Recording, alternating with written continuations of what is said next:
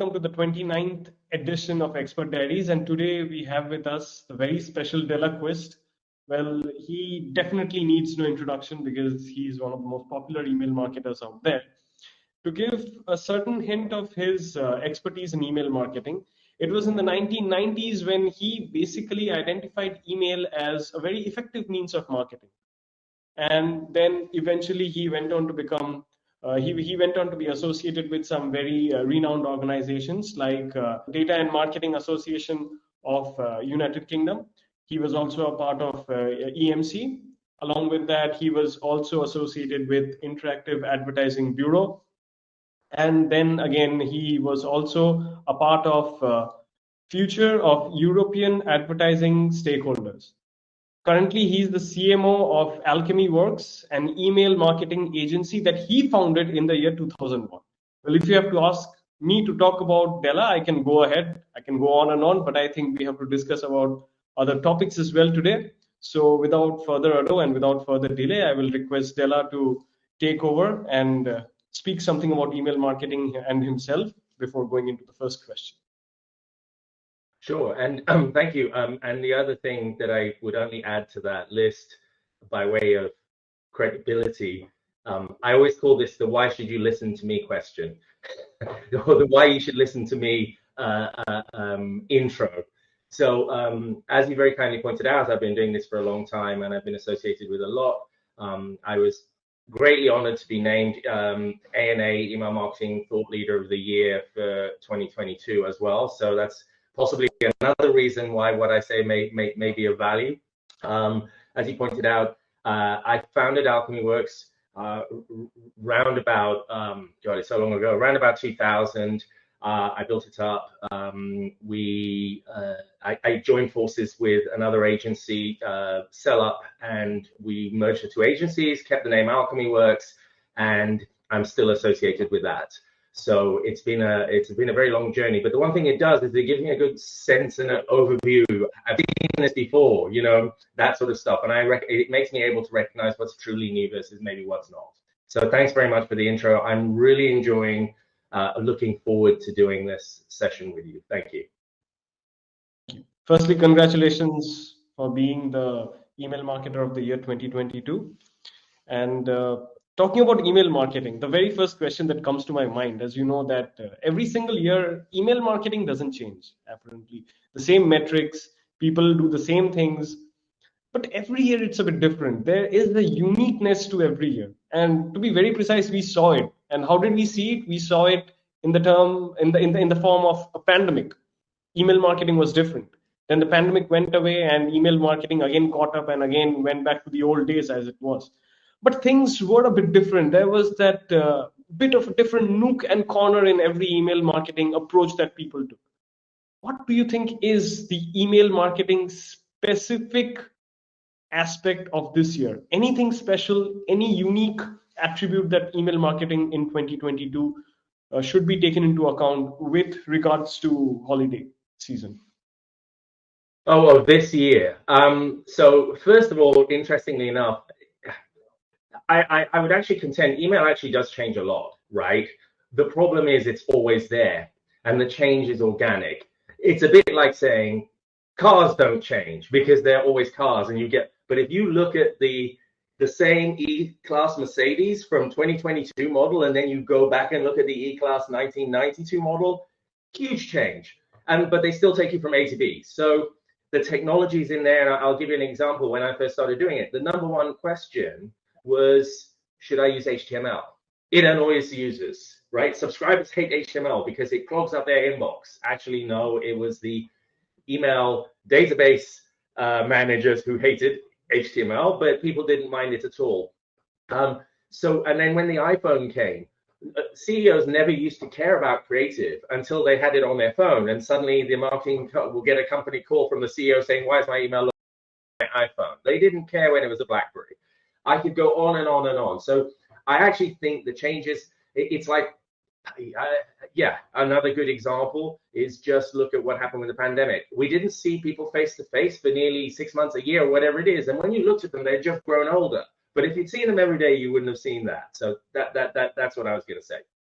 So what's specific about 2022 compared with maybe other years for the holiday season?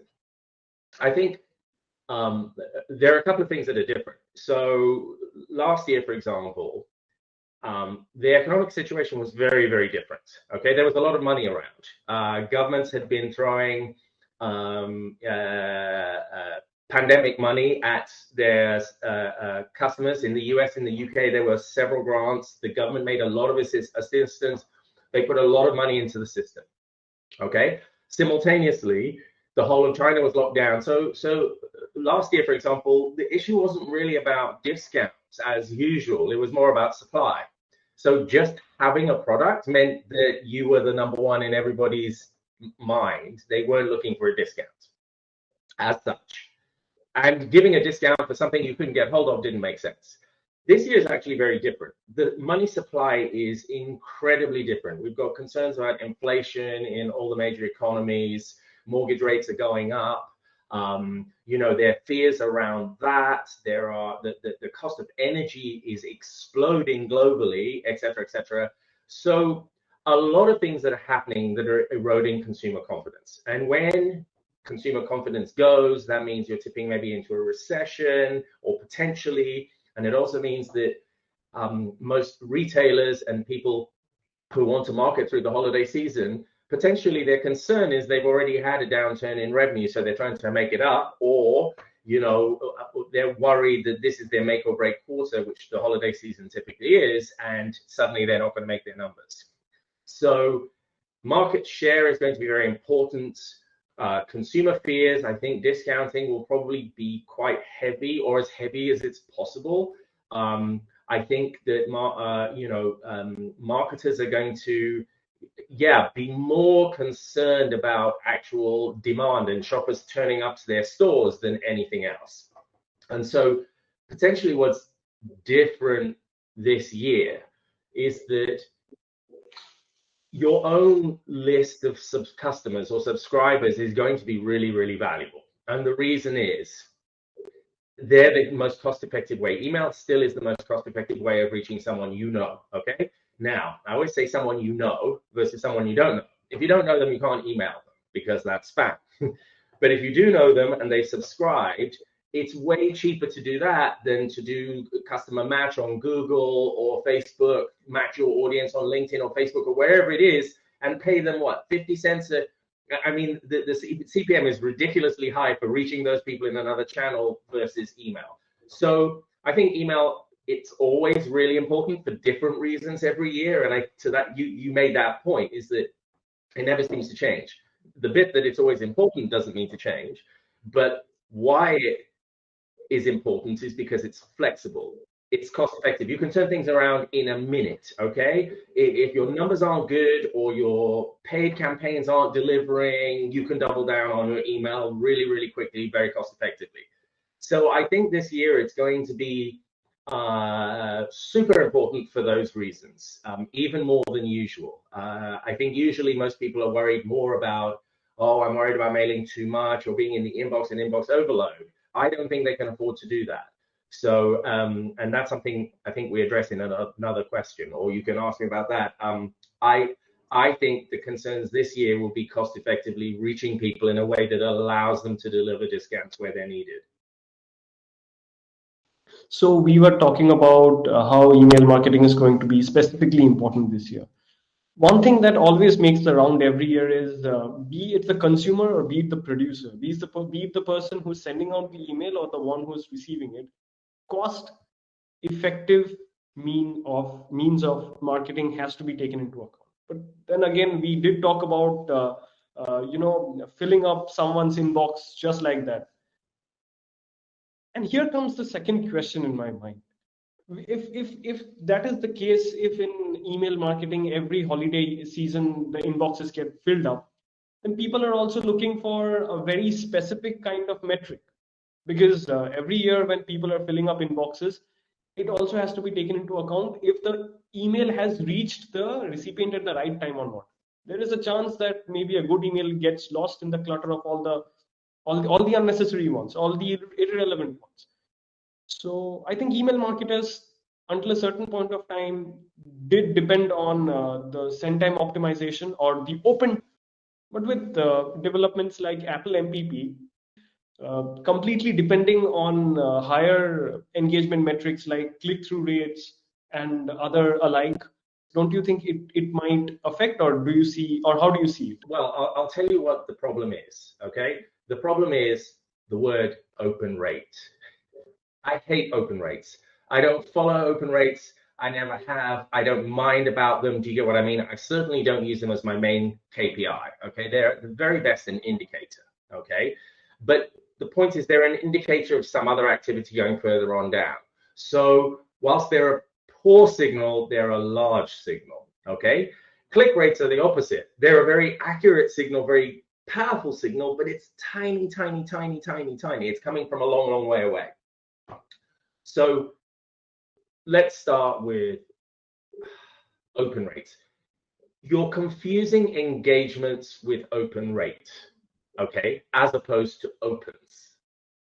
Okay, so if you send one email a month and you have a 50% open rate and your list is 100, you have 50 opens, okay? Now, send one email a week, suddenly you're sending 4 emails, okay, your open rate has to drop, say 15%, you now have 60 opens. Who do you think Google or Apple is going to consider the most engaged list? The one where only 50% open and only sent 1 email, or the one where 60% of people engage with at least 1 email, and many of them would have engaged with 2, 3, and 4. So you're actually giving Gmail, Apple, Outlook, all of these people a very, very good reason to say your list is engaged, right? So if you call open rates engagement, then you will fall into that trap. If you call total opens engagement, then you don't fall into that trap. So here's what happens. The inboxes are full at the holiday season, but so are stores, right? So is the inventory in the store. So sometimes you want to buy something online and the website crashes because everybody is in a hurry to get it, okay? People want it for a particular reason. So the idea that this email is unique, there's more commercials on television, lots more commercials on television. There's lots more billboards going up and everywhere promoting the holiday season, yada, yada, yada, yada, yada. Every single bar and club and store has got signs promoting holiday season, holiday season, holiday season. Why didn't we all die? The reason we all die is because we expect it, right? It's completely expected. We'd be disappointed if the holiday season didn't have full stores and there wasn't this sense of camaraderie and joy and offers and special things and all of that sort of stuff. So to me, this is all we're doing. We're delivering to that. And we go to the final piece of the open rate. You send 1 email a week, maybe send times optimization is important, okay? If you send 3 emails a week, maybe less important. If you send 1 a month, it's very, very important. So the point is that the holiday season, we're increasing our frequency to such an extent that people will open less, but they will respond more. And I speak about this a lot. And it's the final thing about the signals, talking about click rates. Click rates are very powerful signals, but so is abandoned browse. So is purchase last holiday season, which was more than 12 months ago. So in my book, someone who bought from you last holiday season and never opened a single email in a year since then is actually more valuable than someone who opened the last email 2 months ago, who didn't buy from you last holiday season. So there are things that you can look within your database, and we do. And by the way, when the MPP thing came and everyone was worried that open rates would go away forever, and oh my god, oh my god, oh my god, we spent a lot of time looking at the alternatives. And we can create the same number of alternative revenue, right? But we reach fewer people, right? And so the funnel is becoming, you're getting to the bottom of the funnel. Do you see what I mean? So the pool is shrinking and shrinking because you're mining a fewer and fewer, more and more valuable people, and nothing is coming in at the top. Open sending emails, whether people open or not, actually fills the top of the funnel. I don't have to open an email from a retailer. I'm just going to pick a brand many people recognize, say Gap, for example, right? Or Starbucks. Let's take Starbucks. I don't need to open an email from Starbucks where the subject line is 50% off coffee today. I don't. I'll just be walking past the Starbucks and I'll go, there's 50%, and I'll walk in there. Now I don't get the attribution in email. So this is a very long way of saying. So if I was to summarize, open rates were going to go away, haven't gone away, and I'll come back to that in a moment. They're an extremely bad measure of engagement. Total opens is better than open rate. Okay. So if you have a database of 1 million people and one quarter 250,000 people open, and the next quarter 500,000 people open, I don't care what the open rate is. The quarter with 500,000 opens is better than the quarter with 200,000 opens by a long way, and the revenue that you get will be a lot more. So open rates are not so important for engagement for me. Secondly, they haven't gone away because Apple is only one part of the ecosystem. It's a big piece, but it's not everything. All the others are still working, right? And so you still have to use open rates for that. The third thing is that if open rates had gone away, what would deliverability folks use? They can't beat you with anything. So what the deliverability people are doing is they've started recalculating what the impact is of MPP is on the open. So when you see 50, what did that mean? And so they look at the same day last year or the same list, and then they say, well, last year the average open rate was consistently 20%. This year it's consistently 60%. So they'll put in a delta and say, okay, divide this by 2.5, and they'll come up with an approximate number. You can do that as well. So they haven't gone away. I've always thought they were a poor signal of engagement.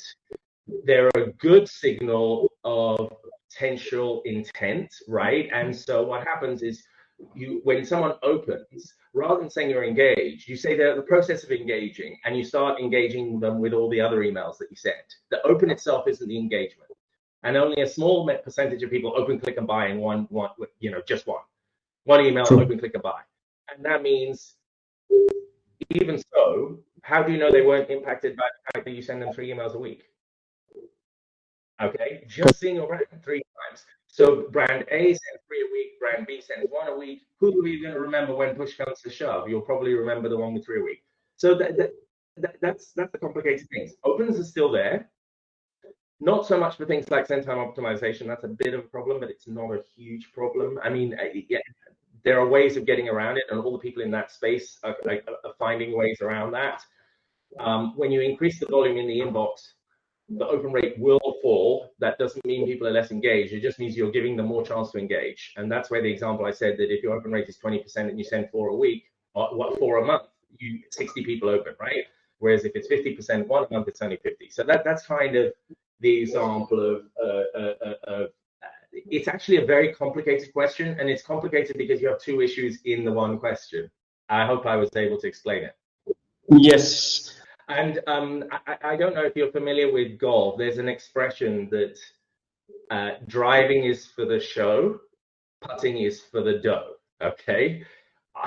So a really good golfer and the person who wins the money is the guy who can putt, not the guy who can drive 500 yards. Okay, it's the putting that makes you the business. And I've changed it. I said, in marketing, rates are for the show, totals are for the dough.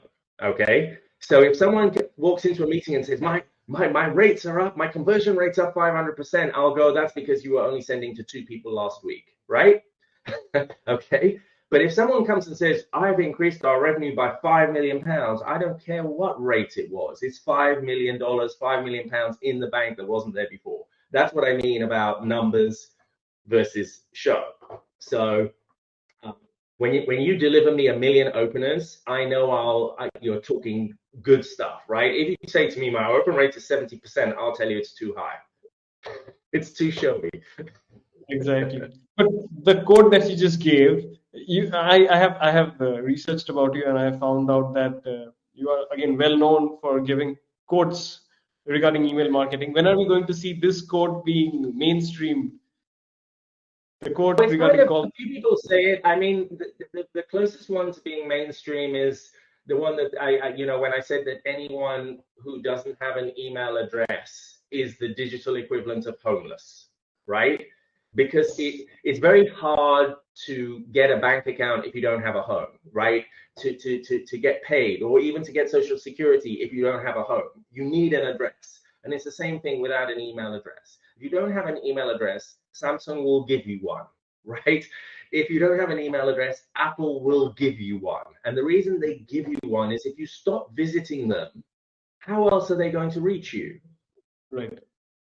So going to the next question, when it comes to email marketing and the holiday season, there are many email marketers that actually go ahead and practice email marketing in a seasonal manner. They will send out emails during the holiday season, will try to re-engage with inactive contacts, not looking into the lists properly as to how many of those email IDs are genuine and how many of them might have been converted into spam traps. So taking everything into account, all of these into consideration, as certain email marketers who are seasonal, they are not going to be permanent email marketers. What is your suggestion to them who are practicing email marketing only during the holiday season or who are seasonal in nature and become very active during this time of the year? So we have very few clients who are just purely seasonal, if ever. I don't really recall a single client that was purely seasonal. So it's not that I don't have the knowledge. I don't feel that I should speak to that because that's a different issue, if that makes sense. And there's plenty more advice I can give people who mostly increase their output in the holiday season. Most brands, B2B and B2C, even service companies who are going to be closed over the holiday season, they up their marketing, blah, blah, blah, because they're passing on goodwill and blah, et cetera, et cetera. So anytime I address a question around deliverability and getting blacklisted, I always give you this very clear proviso. It's a disclaimer. I am only talking about people who email opt-in lists, okay, that were grown organically. If you are talking about any kind of acquisition, third party, this, that, or the other, please don't listen to me. Or if you do, take what happens on your own head. I'm talking about people who have organically grown lists of customers that they built. Okay, so that's the first thing. That's the disclaimer. Now, here's the funny thing. When was the last time you changed the email address that you use for your credit card? I might have at some point of time, but don't remember when. Again, that's a very good question. Basically, no one does it. I've asked this question many, many, many, many, many, many times, right? And the best answer I can get is 10 years ago, 20 years ago, whatever it is. It's a long, long time. So there's an idea that email address is da-da-da, and I go, no. It doesn't matter. What matters is which email address they give you, okay? Now, if the email address they give you is their trusted one, the one they use for people that they transact with people that they have a strong relationship, with people that they have respect for, with people that they know are not spammers, why would they give you Mickey Mouse at mickeymouse.com? That's the first thing. Why would they give you an email address that they don't intend to use for more than a week as a throwaway? Why would they do that? So all deliverability problems begin and end with your data and the quality of your data and how you collected it. There is no deliverability person who will disagree with me on that point. So we're starting with a list of people. Everyone on your list is whatever, okay?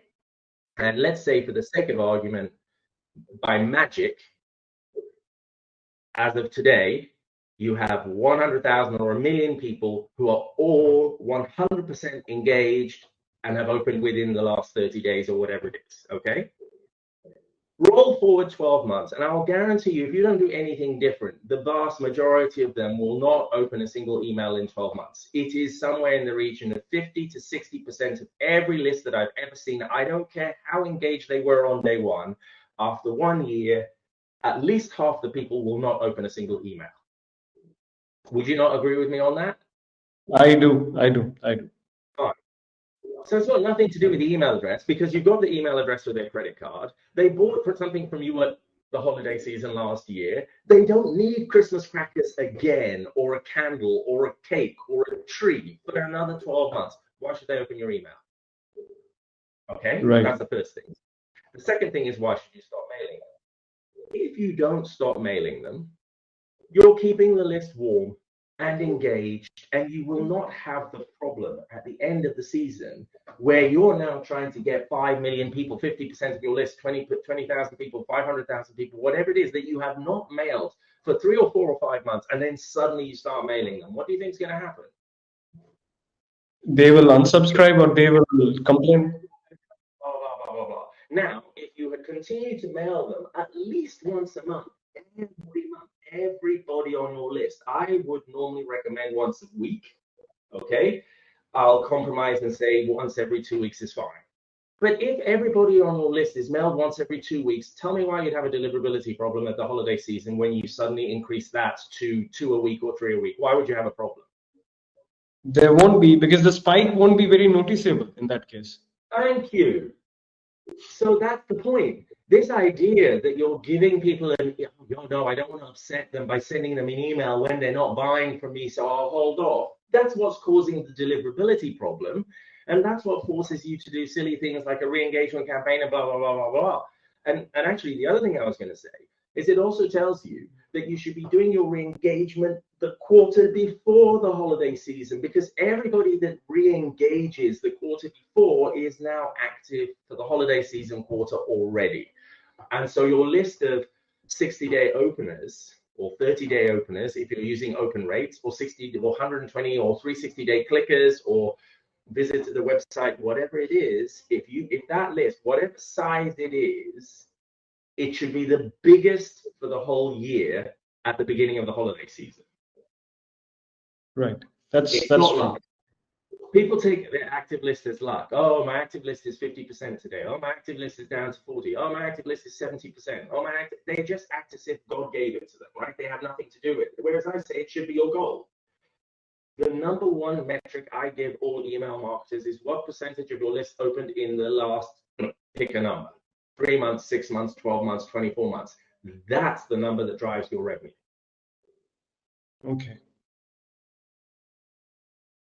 And as we talked about, clarifying, because I cover a lot of things, and you know, for me, email marketing is it's a whole organism. It's really hard to talk about the leg without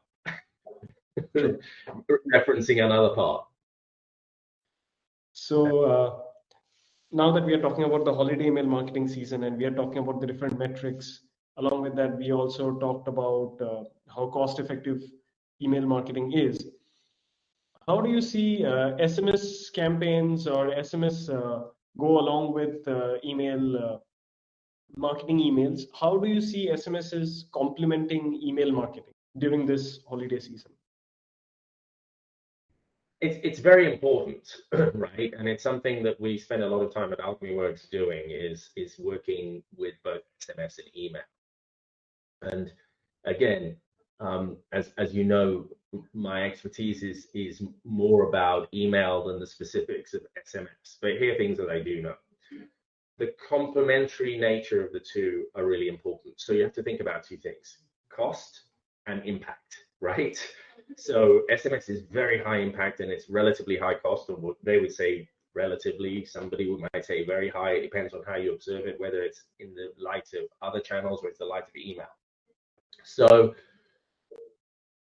what we're doing is we're looking to systematically try and use the channels in collaboration with each other, so that, for example, if we're finding someone is not engaging when we know they should have done, let me 12 months since they last purchased, then you would be expecting them to purchase again, then that becomes a very, very cost-effective conversion driver, right? Because you tried everything else and boom, it does that. The reverse also holds true, in the sense that when you send out SMS campaigns, you're keeping yourself in their inbox and sort of reminding them that you exist. So it's about finding reasons and using cross promotions across, you know, the two channels.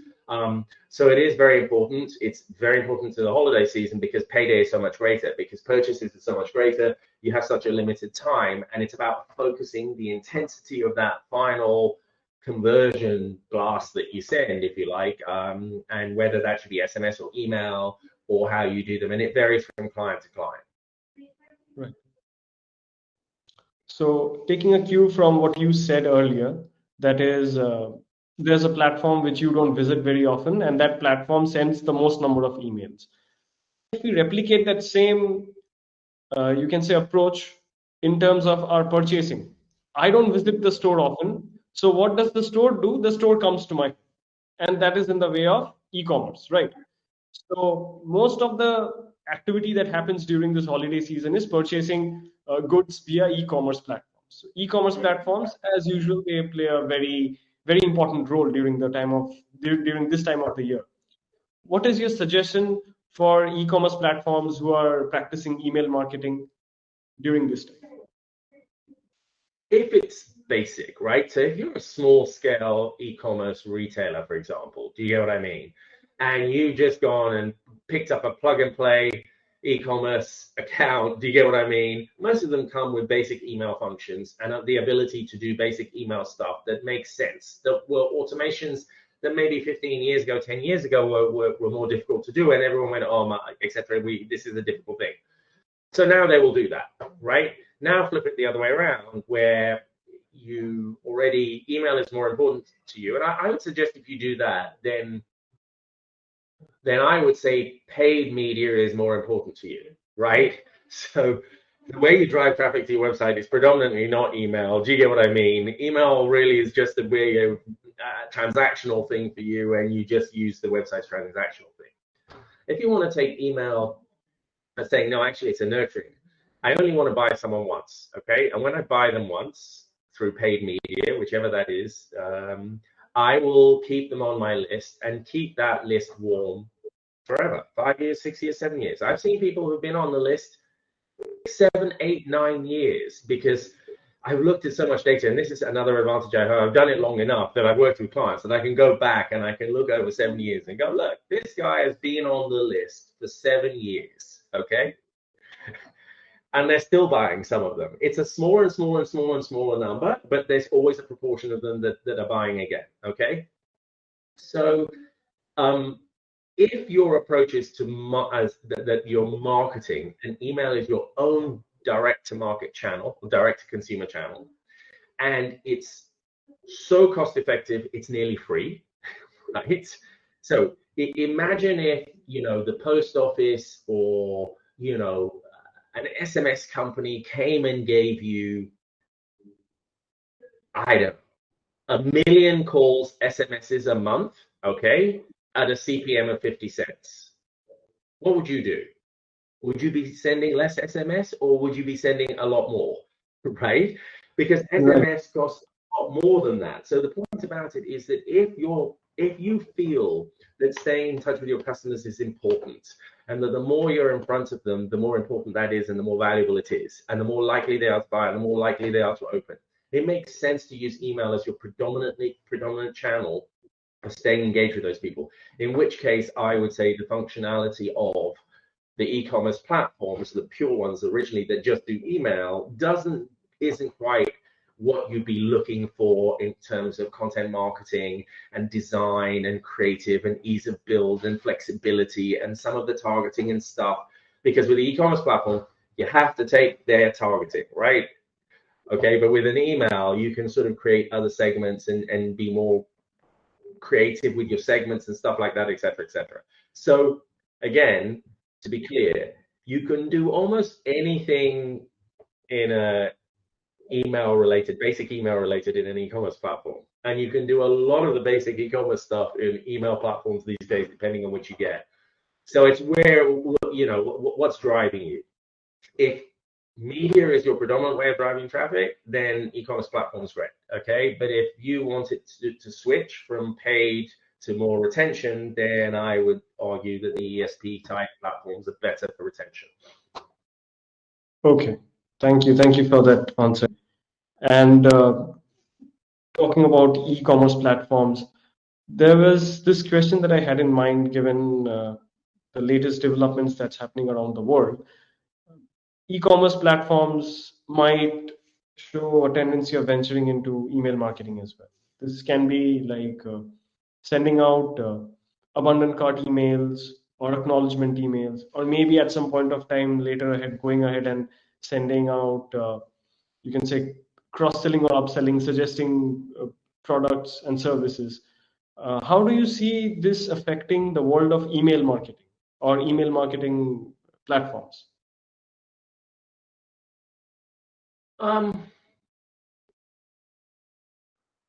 Well, I don't think it doesn't affect the email marketing platforms as much as it impacts the email marketers, right? Because the platform is, you take your choice, you build your stack, and you decide whether it's going to be this heavy or that heavy, or do you see what I mean? Focus on this or focus on that. Where it impacts the marketers is it actually makes it very, very difficult to join the dots and do cross-channel marketing, okay? Because your abandoned cart is coming from one place and something else, and sometimes they're system generated. Some of them, you know, they're built by the IT department 20 years ago, and the reason they don't change it is because it's built by the IT department 20 years ago, and no one knows how to change that, right? So I think the more separation you have in your messaging between you know, different platforms, the harder it is to pull them together. Okay. The second thing I think is kind of in terms of attribution. And again, the question is, who cares? Whenever I talk about attribution, people go, oh, it doesn't matter because this is the company's making the money. And I go, no, because attribution is how you share budget, right? So I know that whenever a client buys another technology to supplement their email, right? so like more like e-commerce technology, or something more like a CDP, closer to CDP than an ESP, right? Those kind of things. As soon as they start taking over the identification of, oh, these are the clients to me and these are the segments to pull or whatever it is, the attribution goes to that platform straight away. Okay. Every time. Now, if it went the other way around and I started taking over, someone will say, oh, no, that's cannibalization. It doesn't count. But when you spend a lot of money on a very clever platform that's a black box that tells you this person's going to buy and this person's going to buy, and so email them, you're not going to attribute that back to email that you sent out every week for the last 20 years for free, right? So that's what I mean by who cares, right? Who cares? And it's different departments. One of the things about it is email marketers tend to be in silos, and they tend to be the people who are out there go, oh no, they're doing their job, they're doing a fine job, blah, blah, blah. And they don't often get involved in discussions about wider technological issues or whatever it is. And it's often an afterthought. And I think that's what the problem is. And as long as you don't care, right? Because you are the email marketer, you're the marketing director, or you're the CFO, okay? The money's coming in and you don't care. And those people are happy sitting in the corner spending nothing, the email guys. And these people over there called paid are spending millions of dollars, and you're going to attribute it to them. So the main problem is it drives inefficiencies, because in economics, what you should be trying to do is, in terms of opportunity cost, is move dollars around until you can't make any more money, right? Move dollars around until you can't make more money. And if you have bad attribution, then that movement of dollars will be inefficient, and there'll be places where you're thinking you're making more money, you can't move it from there because you'll lose money, where that isn't the case. Right. That's a brilliant insight regarding it. And well, that'll definitely help the email marketers also who will be watching it. It'll help them as well. And just one thing, just to give you an example, if you were to do it the other way around, and you were to move your abandoned cart away from where it is now with the e-commerce platform and move it to email, what would be interesting is, would they allow the revenue to be attributed away from the e-commerce platform to email, or would they say, no, it's cannibalization? I suspect they'll go, no, it's cannibalization. You don't need any more money. You only need one person to do the email. Look, you're doing a great job. Shut up. Stay there, right? If it was the other way around, I suspect they would immediately go, you see, as soon as we bought this platform, it identified all the right people. These email marketers don't know what they're doing, da da da da da da. So suddenly it becomes correctly attributed when it goes one way, and it's cannibalization when it goes to the other way. Right. And since we have talked about quite a lot about the holiday season, and we talked about e-commerce, one thing that many email marketers still struggle with is the post-holiday churn, because that is the time when most of the email marketers, they have already been busy with the market, and so that is the time when it is like it's like you can say it's regaining the lost energy kind of a time. So what do you say to the email marketers for this year who might go ahead and look into the post holiday churn? What is your suggestion for them? My first question is, who says post-holiday churn exists? Define it. I've not heard of it. Does that mean someone who bought a holiday gift for Christmas for their wife, who isn't going to buy her another holiday gift for Christmas for their wife for another 12 months, what, they've churned because they didn't open an email for a year? Is that churn? What is churn? I don't understand it. If you mean people are going to open your emails less in January when they've got no money, right? And they've spent it all on the holiday season and they've got no vacation left, right? And they're worried about the cost of living moving forward. And you want them to open emails that say, look at this lovely toy that you don't have, or this wonderful product that you don't have? No. So to me, the idea of churn means that you actually know how long your customers are and you know them. So you're saying this person who used to buy once a year stopped buying. Well, in which case you can't talk about churn for at least 12 months and probably 24, because one could be a blip, right? One could be the exception. So churn is such an interesting thing. They've stopped opening. That's not churn.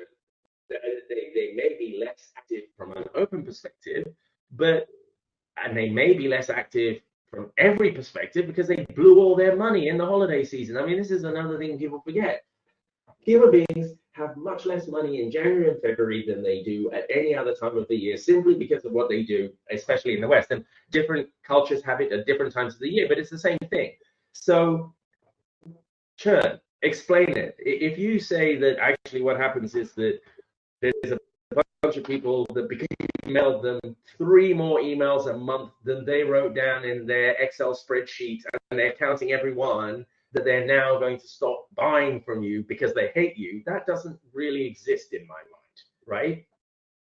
What does exist is people take a break. Geez, you've been sending them emails a lot, right? And so that's the same thing. It's like, that's why there are no more holiday season commercials on television the day after, right? What they do is they do the sales for a few days and then they stop and they give you a break.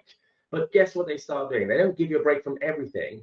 They then start giving you holiday and travel stuff, because most people book their holidays and travels for just after the Christmas season. You know what I mean? So it's very, very seasonal, and you know, it's not like the clothing retailers lost a customer and the holiday retailers, the travel retailers gained a customer. No, they're moving in and out of activity. And this is the point that I try and make to people. At any given time in every segment, let's say your most active segment, right? The best segment you could ever think of, there's at least one person in there who's about to drop off and not open an email for another year, correct? Right. Take your least active segment, the one that haven't opened for 2 years, right? There's at least one person in that list who is suddenly about to open and buy. You cannot know. And in every segment that you have, there is every persona in every segment in greater or lesser degrees moving in and out. I call this audience management. And when it's because you understand where your audience is at any given time, and you make your messaging and your expectations appropriate to that. Okay, so if you're managing your audience, you would expect it to be at its largest and most active because you've worked towards that in October, November, December. You would expect it to be at its least active and be quiet in January, February, March. So you think of things that would keep them okay without the expectation that they buy. People still buy, so you still have to make offers. Do you get what I mean? But maybe you do a bit more content or a bit more lighthearted stuff or something different in that period. And you also test different things. So that's when you should be testing conversion buttons, right? So I'd be testing, does a blue button work or a green button work? Not in the holiday season. That's crazy because that's your busiest time. I'd be testing it maybe in January and February. So there's fewer people, but you get what I mean? But you can be more creative, and because it's less important to you from a financial perspective, the risk is lower. So that's probably how I would say. Think audience management. Accept that when you know your audience, and I'm going to use a cinema audience as an example, at any given time, there's someone who must have a snack, right? At any given time, there must be someone who has to go to the toilet. At any given time, there's someone who's responding to an SMS or is deeply engrossed in the movie or closes their eyes because they don't like what they're seeing. Do you get what I mean? You can't predict that on an individual basis, but you can say in an audience, I can predict with a reasonable amount of precision how many people I can expect and I should be working towards opening, and what percentage of my audience should I expect to be active at any given time. And that's how I approach it. It actually reminds me of a psychological aspect. It's like internal and external triggers. Like if I am thinking about a place and suddenly I get an email regarding that place, I am more likely to act or react in accordance to that. The reverse is also true. If you're constantly being reminded about someone, when you think about something, then you're probably going to go, ooh, this is my brand, right? And that's kind of what it is. And the other thing people forget is they act as if everyone is signed up to every single list. They're not, okay? How many insurance companies lists are you going to sign up to? Not more than one or two, right? Okay. Right. Clothing. How many specifically clothing brands are you going to? 1, 2, 3, maybe 5? What about holidays? 1, 2. Is it going to be 5? Is it going to be 10? Is it going to be 20? Is it going to be 30? So when you stop mailing them from your sector, you're leaving a space in the inbox for another brand. Very true. Very true. Because suddenly what will happen, I'll give you, insurance is a good one, okay? I have car insurance. You know I'm not going to renew for a year. You decide you don't want to upset me. I secretly go and buy a dog. You don't know that. Now I need pet insurance. You haven't been in my inbox for ages, so I didn't think, Geico. I didn't think that because I haven't seen them for a while. So I thought, oh, insurance. And I just go and type in Google insurance and 5 of your competitors come up. I'll go and click. Before you can claim for insurance, you have to give your email address, blah, blah, blah. Suddenly, one of your competitors has you as an active buyer of insurance, different kind, and they're in the inbox when you've stopped mailing. So that's quite a never do that on TV, right? Right. So that brings us to the end of this session of Expert Diaries, session number 29. It'll be less if I say it was an interactive session. We got to learn a lot from Delaquist, probably as we had expected to, and we also got to hear some of the quotes that might become very popular among email marketers in the next few years. Yes. Yeah, as I say, I'll try and dig out a few more of my old ones, but you know, invite me again and you'll hear more. There's always another one coming, but I thank you very, very much. It's been a very enjoyable session. You've been a great host. It's been fantastic. Thank you. Thank you so much, and thank you once again for joining the session.